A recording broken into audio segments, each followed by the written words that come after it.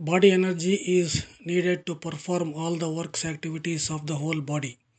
ಇಡೀ ದೇಹದ ಎಲ್ಲ ಕಾರ್ಯಚಟುವಟಿಕೆಗಳನ್ನು ನಿರ್ವಹಿಸಲು ದೇಹಶಕ್ತಿ ಬೇಕು. ಸಪ್ತಧಾತು 7 tissues needs energy to be produced. ಸಪ್ತಧಾತುಗಳು ಉತ್ಪತ್ತಿಯಾಗಲು ಶಕ್ತಿ ಬೇಕು. Energy creates energy. ಶಕ್ತಿಯೇ ಶಕ್ತಿಯನ್ನು ಉತ್ಪಾದಿಸುತ್ತದೆ. There must be energy in the cells of the body. ದೇಹದ ಕಣದಲ್ಲಿಯೂ ಕೂಡ ಶಕ್ತಿ ಇರಬೇಕು. Body needs energy for growth. ದೇಹದ ಬೆಳವಣಿಗೆಗೆ ಶಕ್ತಿ ಬೇಕು. Body energy is a precious commodity. ದೇಹಶಕ್ತಿ ಒಂದು ಅಮೂಲ್ಯವಾದ ವಸ್ತು. Energy exist in our body in the form of 7 elements. ಶಕ್ತಿಯು ನಮ್ಮ ದೇಹದಲ್ಲಿ ಸಪ್ತಧಾತುಗಳ ರೂಪದಲ್ಲಿ ಇರುತ್ತದೆ. 9 months in the mother's womb requires energy for growth. 9 ತಿಂಗಳು ತಾಯಿಯ ಗರ್ಭದಲ್ಲಿ ಬೆಳವಣಿಗೆಗೆ ಶಕ್ತಿ ಬೇಕು. Body contains all the elements that make up a living being. ದೇಹಬಲದಲ್ಲಿ ದೇಹಶಕ್ತಿಯಲ್ಲಿ ಒಂದು ಜೀವಿಯನ್ನು ಸೃಷ್ಟಿ ಮಾಡುವ ಎಲ್ಲ ಅಂಶಗಳು ಇರುತ್ತವೆ. Energy is needed to create a living being. ಒಂದು ಜೀವಿಯನ್ನು ಸೃಷ್ಟಿ ಮಾಡಲು ಶಕ್ತಿ ಬೇಕು. Power is needed to breed. ವಂಶಾಭಿವೃದ್ಧಿ ಮಾಡಲು ಕೂಡ ಶಕ್ತಿ ಬೇಕು. The 7 elements 7 tissues are the power of our organs. ಸಪ್ತಧಾತುಗಳೇ ನಮ್ಮ ಅಂಗಾಂಗಗಳಿಗೆ ಶಕ್ತಿ. The 7 tissues the 7 elements are hour mental power. ಸಪ್ತಧಾತುಗಳೇ ನಮ್ಮ ಮಾನಸಿಕ ಶಕ್ತಿ. The 7 elements the 7 tissues are our physical strength. ಸಪ್ತಧಾತುಗಳೇ ನಮ್ಮ ದೈಹಿಕ ಶಕ್ತಿ. ಸಪ್ತಧಾತುಗಳು ಅಂದರೆ 7 ಎಲಿಮೆಂಟ್ಸ್. ಸಪ್ತಧಾತುಗಳು ಅಂದರೆ 7 tissues. Organs need energy for growth. ಅಂಗಾಂಗಗಳ ಬೆಳವಣಿಗೆಗೆ ಶಕ್ತಿ ಬೇಕು. The taste of the organ ಅಂಗಾಂಗಗಳ ಅಭಿವೃದ್ಧಿಗೆ ಶಕ್ತಿ ಬೇಕು. ಅಂಗಾಂಗಗಳ ರಚನೆಗೆ ಶಕ್ತಿ ಬೇಕು. Energy is needed for the formation of the organs. Energy travels through our entire body. ಶಕ್ತಿಯು ನಮ್ಮ ಇಡೀ ದೇಹವನ್ನು ಸಂಚರಿಸುತ್ತಾ ಇರುತ್ತದೆ. Energy permeates our body entire body. ಶಕ್ತಿಯು ನಮ್ಮ ಇಡೀ ದೇಹವನ್ನು ವ್ಯಾಪಿಸಿರುತ್ತದೆ. Power is in blood. ಶಕ್ತಿಯು ರಕ್ತದಲ್ಲಿ ಇರುತ್ತದೆ. Energy is the essence of our body. ಶಕ್ತಿಯು ನಮ್ಮ ದೇಹದ ಸಾರಾಂಶವಾಗಿದೆ. Body energy is chemical energy. ದೇಹಶಕ್ತಿಯು ರಾಸಾಯನಿಕ ಶಕ್ತಿ. Body energy is in the form of chemical substances. ದೇಹಶಕ್ತಿಯು ರಾಸಾಯನಿಕ ವಸ್ತು ರೂಪದಲ್ಲಿ ಇರುತ್ತದೆ. Body energy consists of many chemical substances. ದೇಹಶಕ್ತಿಯು ಅನೇಕ ರಾಸಾಯನಿಕ ವಸ್ತುಗಳನ್ನು ಒಳಗೊಂಡಿದೆ. Body energy is in liquid form. ದೇಹಶಕ್ತಿಯು ದ್ರವ ರೂಪದಲ್ಲಿ ಇರುತ್ತದೆ.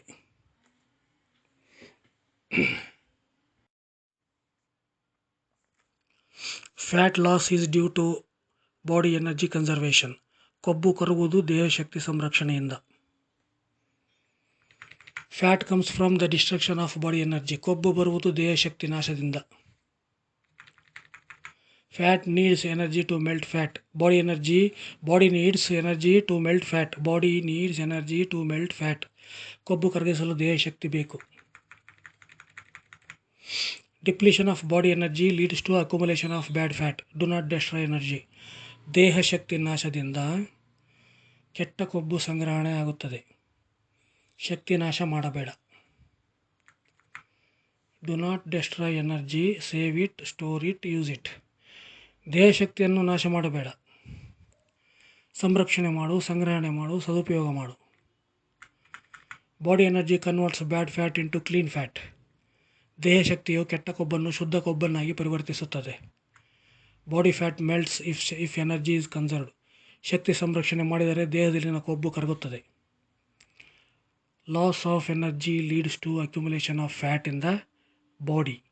ಶಕ್ತಿ ನಾಶದಿಂದ ದೇಹದಲ್ಲಿ ಕೊಬ್ಬು ಶೇಖರಣೆ ಆಗುತ್ತದೆ.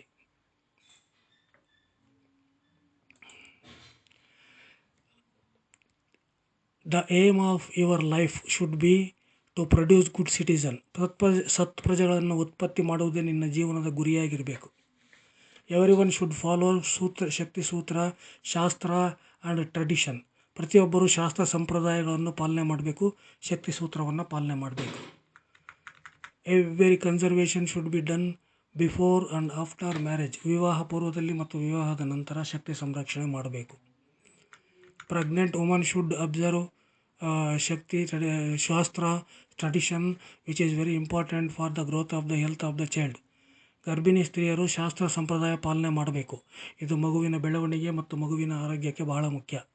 Mother's physical strength is very important for the development of the body for 9 development of the baby for 9 months. 9 ತಿಂಗಳ ಮಗು ಬೆಳವಣಿಗೆಗೆ ತಾಯಿಯ ದೇಹಶಕ್ತಿ ಬಹಳ ಮುಖ್ಯ.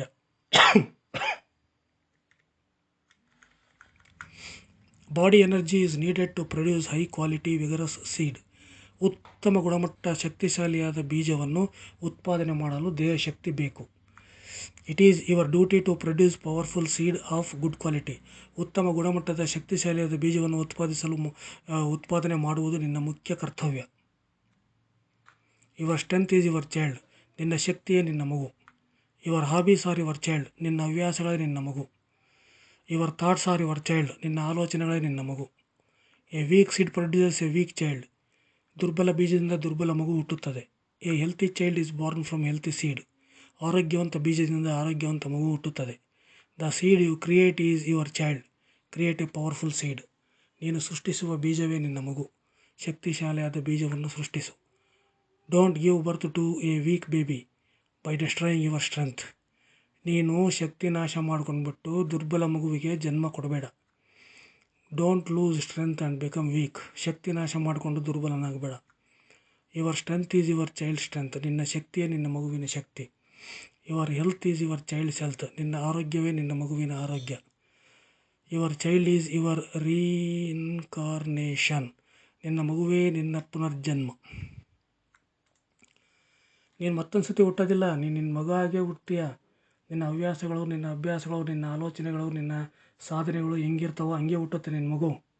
ಅದಕ್ಕೋಸ್ಕರ ಒಳ್ಳೆ ಅಭ್ಯಾಸ ಮಾಡು, ಒಳ್ಳೆ ಸಾಧನೆ ಮಾಡು, ಶಕ್ತಿ ಸಂಪನ್ನನಾಗು, ದುರ್ಬಲನಾಗಬೇಡ. ಶಕ್ತಿ ಸಂಪನ್ನನಾದರೆ ಶಕ್ತಿವಂತ ಮಗುವಿಗೆ ಜನ್ಮ ಕೊಡ್ತೀಯ.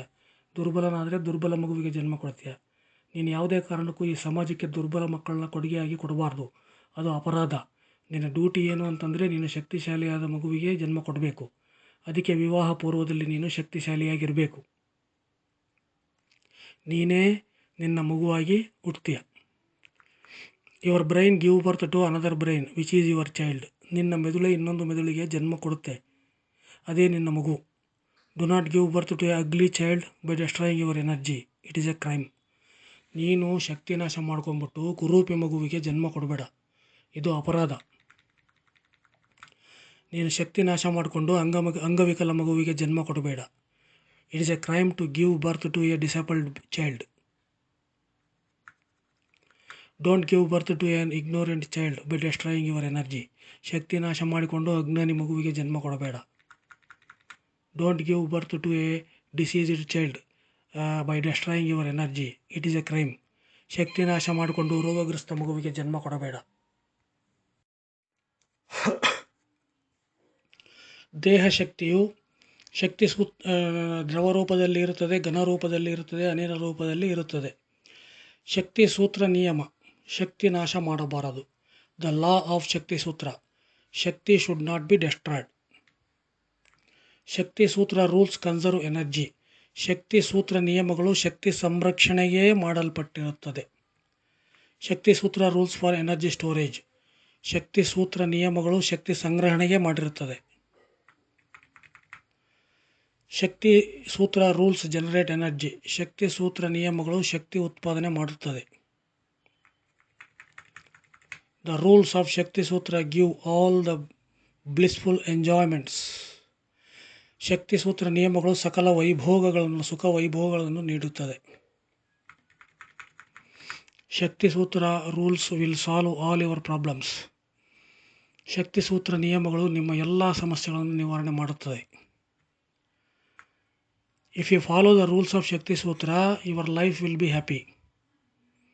ಶಕ್ತಿ ಸೂತ್ರ ನಿಯಮಗಳನ್ನು ನೀನು ಪಾಲಿಸಿದರೆ ನಿನ್ನ ಜೀವನ ಸುಖಮಯವಾಗಿರುತ್ತದೆ. Everyone should follow the rules of Shakti Sutra: ಶಕ್ತಿ ಸೂತ್ರದ ನಿಯಮಗಳನ್ನು ಪ್ರತಿಯೊಬ್ಬರೂ ಪಾಲಿಸಲೇಬೇಕು. Shakti Sutra is A foundation of every one's life. ಶಕ್ತಿ ಸೂತ್ರ ಎಲ್ಲರ ಜೀವನಕ್ಕೆ ಬುನಾದಿ. ಶಕ್ತಿ ಸೂತ್ರ ಈಸ್ ಎ ರಿಚುವಲ್. ಶಕ್ತಿ ಸೂತ್ರ ಒಂದು ಆಚರಣೆ. ಶಕ್ತಿ ಸೂತ್ರ ಈಸ್ ಎ ವೋವ್. ಶಕ್ತಿ ಸೂತ್ರ ಒಂದು ವ್ರತ. ಶಕ್ತಿ ಸೂತ್ರ ಅಂದರೆ ಎಸ್ ಫಾರ್ಮುಲಾ. ಎಸ್ ಅಂದರೆ ಶಕ್ತಿ. ಎಸ್ ಫಾರ್ಮುಲಾನ ಶಕ್ತಿ ಸೂತ್ರ ಅಂತ ಕರೀತಾರೆ. It is A human being who give birth, food, cloth, work, life and when they die, it is a human being who make soil. It is a human being. Humans are God.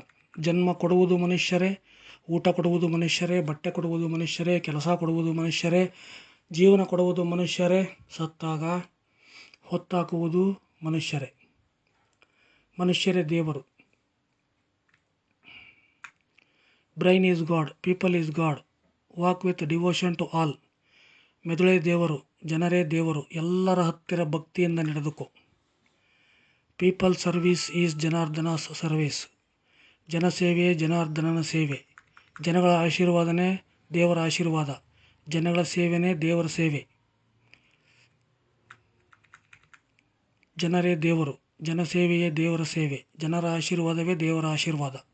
Peoples are god, service of people is service of god, blessing of people is blessing of god. Those who say there is no God and no religion will not get power. ದೇವರಿಲ್ಲ, ಧರ್ಮವಿಲ್ಲ ಎನ್ನುವವರಿಗೆ ಶಕ್ತಿ ಬರುವುದಿಲ್ಲ.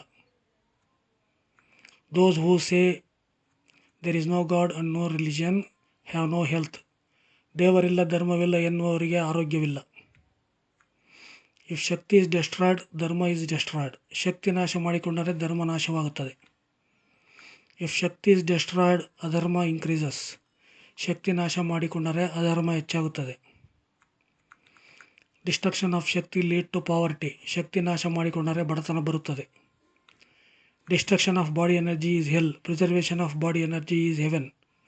ದೇಹಶಕ್ತಿ ನಾಶವೇ ನರಕ, ದೇಹಶಕ್ತಿ ಸಂರಕ್ಷಣೆಯೇ ಸ್ವರ್ಗ. Controlling the 5 senses increases physical strength and increases mental strength. ಪಂಚೇಂದ್ರಿಯಗಳ ನಿಯಂತ್ರಣದಿಂದ ದೇಹಶಕ್ತಿ ಹೆಚ್ಚುತ್ತದೆ, ಮಾನಸಿಕ ಶಕ್ತಿ ಹೆಚ್ಚುತ್ತದೆ.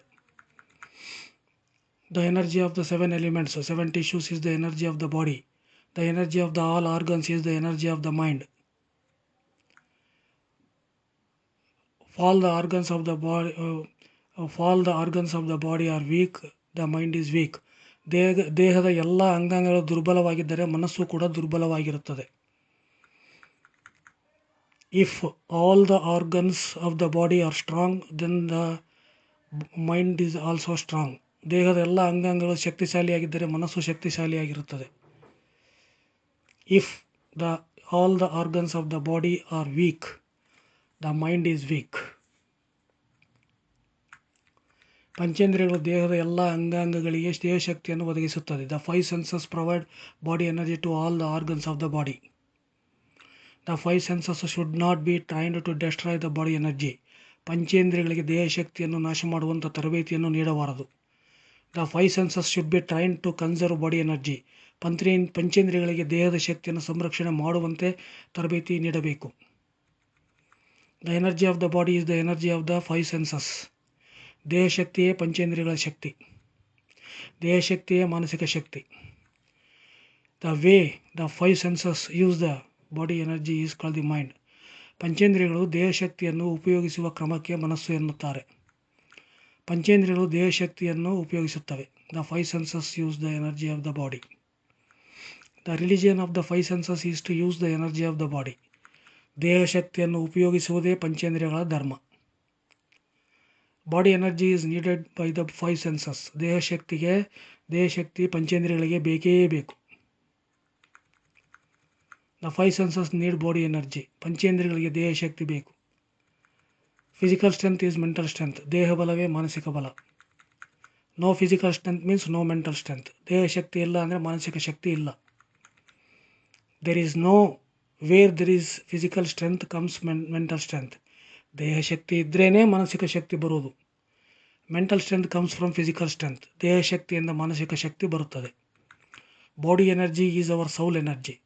ನಮ್ಮ ದೇಹಶಕ್ತಿಯೇ ನಮ್ಮ ಆತ್ಮಶಕ್ತಿ. Body energy is our soul strength. ದೇಹಬಲವೇ ನಮ್ಮ ಆತ್ಮಬಲ.